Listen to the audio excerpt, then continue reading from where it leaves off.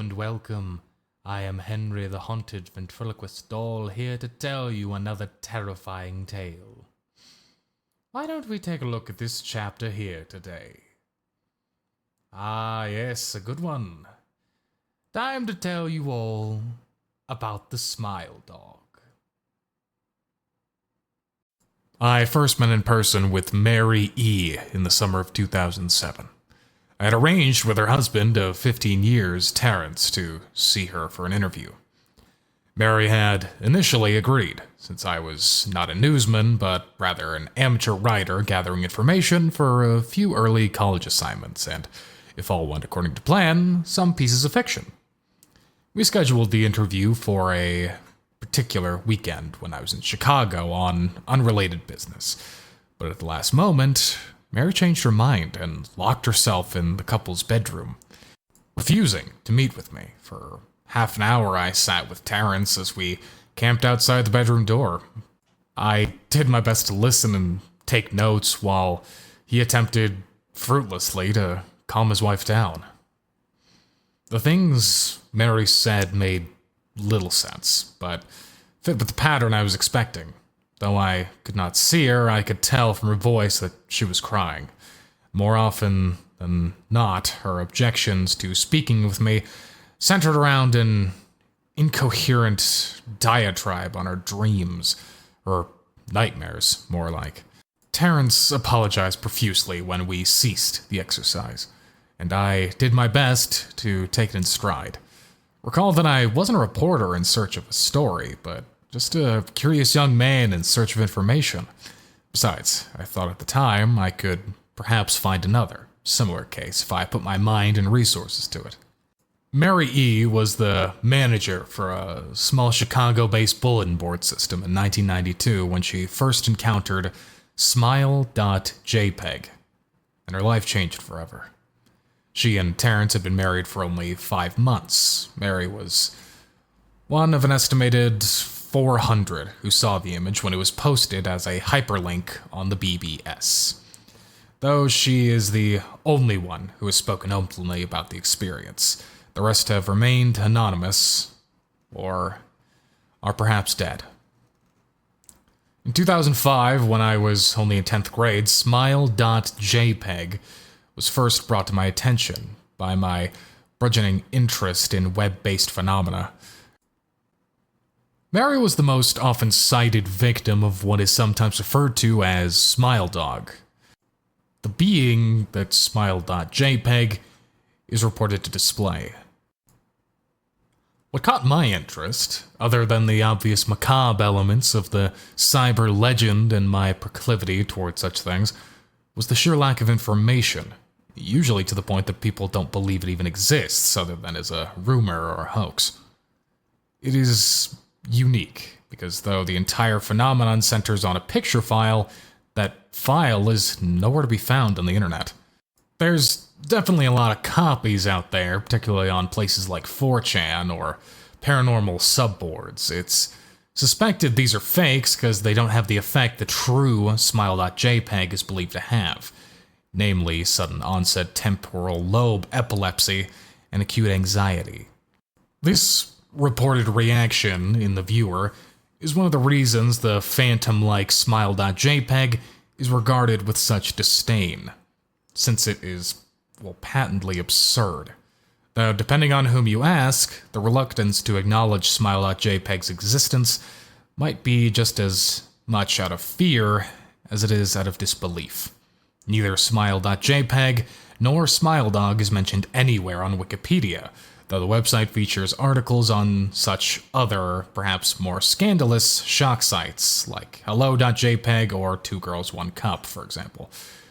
Any attempt to create a page pertaining to Smile.jpg is summarily deleted by any of the encyclopedia's many admins. Encounters with Smile.jpg are the stuff of internet legend. Mary E.'s story is not unique. There are unverified rumors of Smile.jpg showing up in the early days of Unset, and even one persistent tale that in 2002 a hacker flooded the forums of humor and satire website Something Awful with a flood of Smile Dog pictures, rendering almost half the forum's users at the time epileptic. It is also said that in the mid to late 90s, Smile.jpg circulated on Unset as an attachment from a chain email with the subject line, "Smile, God loves you." Yet, despite the huge exposure these stunts would generate, there are very few people who admit to having experienced any of them. No trace of the file or any link has ever been discovered. Those who claim to have seen Smile.jpg often joke that they were far too busy to save a copy of the picture to their hard drive. However, all alleged victims offer the same description of the photo. A dog-like creature, usually described as appearing similar to a Siberian husky, illuminated by the flash of the camera, sits in a dim room. The only background detail that is visible being a human hand extending from the darkness near the left side of the frame. The hand is empty, but is usually described as beckoning. Of course, most attention is given to the dog, or dog creature, as some victims are more certain than others about what they claim to have seen. The muzzle of the beast is reportedly split into a wide grin, revealing 2 rows of very white, very straight, very sharp, very human-looking teeth. This is, of course, not a description given immediately after viewing the picture, but rather a recollection of the victims who claim to have seen the picture endlessly repeated in their mind's eye during the time they are in reality having an epileptic fit. These fits are reported to continue indeterminably, often while the victim sleeps, resulting in very vivid and disturbing nightmares. These may be treated with medication, though in some senses, it is more effective than others. Mary E., I assume, was not on effective medication. That was why, after my visit to her apartment in 2007, I sent out feelers to several folklore and urban legend-oriented newsgroups, websites, and mailing lists, hoping to find the name of a supposed victim of Smile.jpg who felt more interested in talking about his experiences. For a time, nothing happened, and at length I forgot completely about my pursuits, since I had begun my freshman year of college and was quite busy.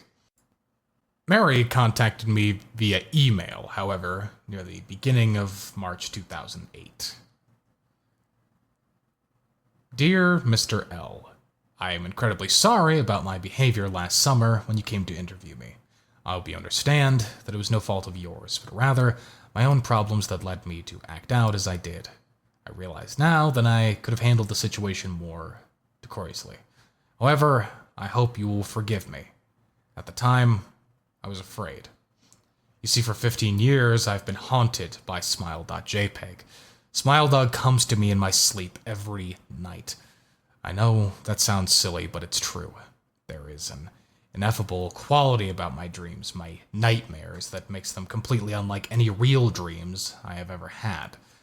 I do not move, I do not speak, I simply look ahead, and the only thing ahead of me is the scene from that horrible, horrible picture.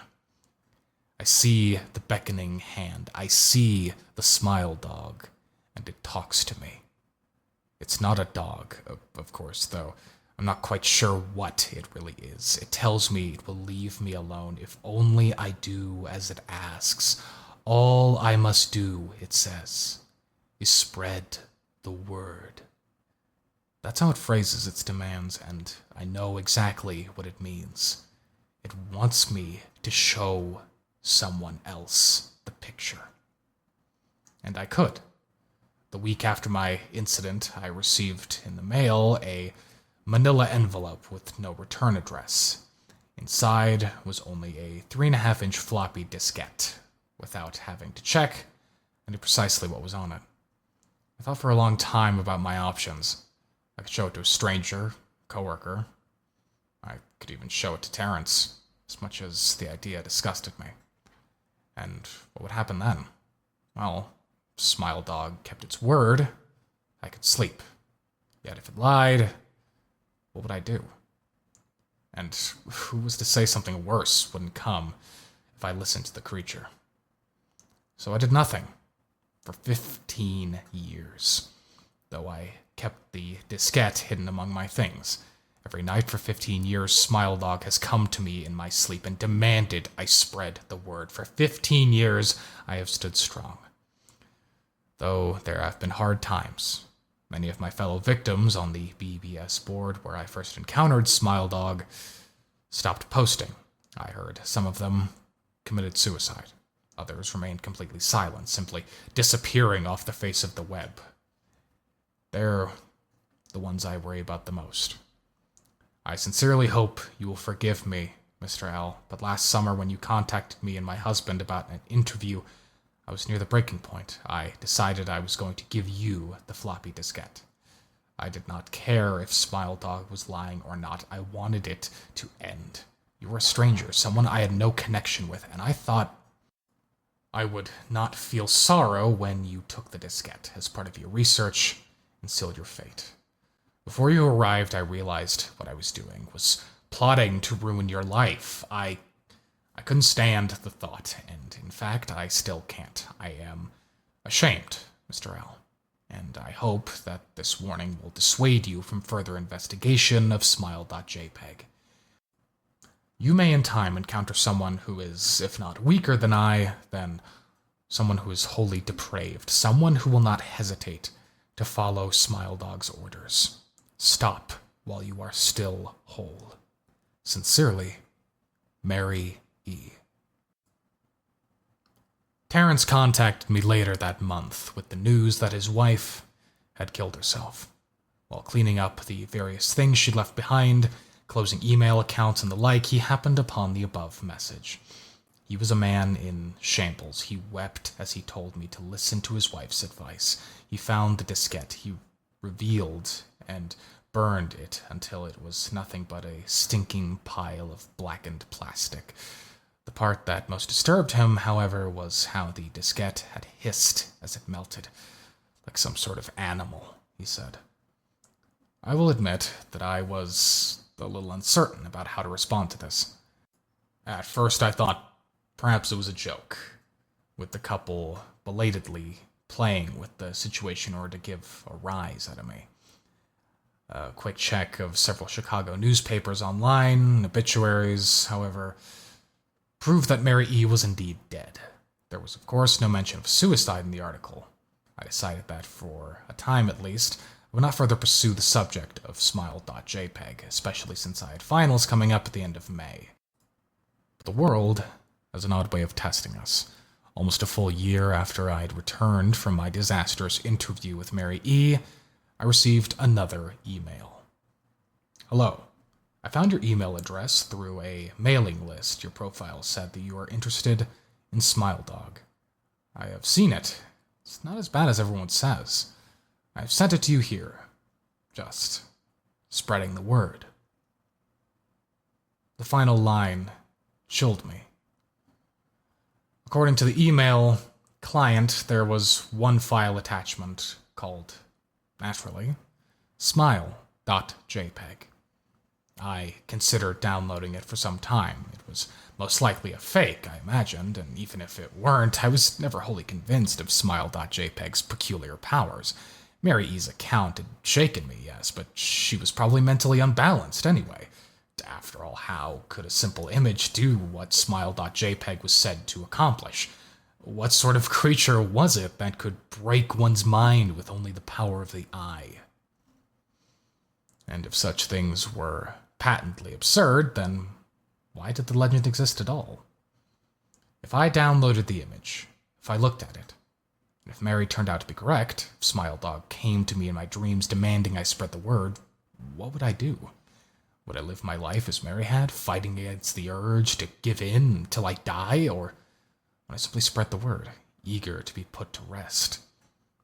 If I chose the latter route, how could I do it? Whom would I burden in turn? If I went through with my earlier intention to write a short article about Smile.jpg, I decided I could attach it as evidence, and anyone who read the article, anyone who took interest, would be affected. And even assuming the Smile.jpg attached to the email was genuine, would I be capricious enough to save myself like that? Could I spread the word? Yes. Yes, I could. Well, I hope you all enjoyed that tale, and let it be a lesson to you that some mysteries are best left alone.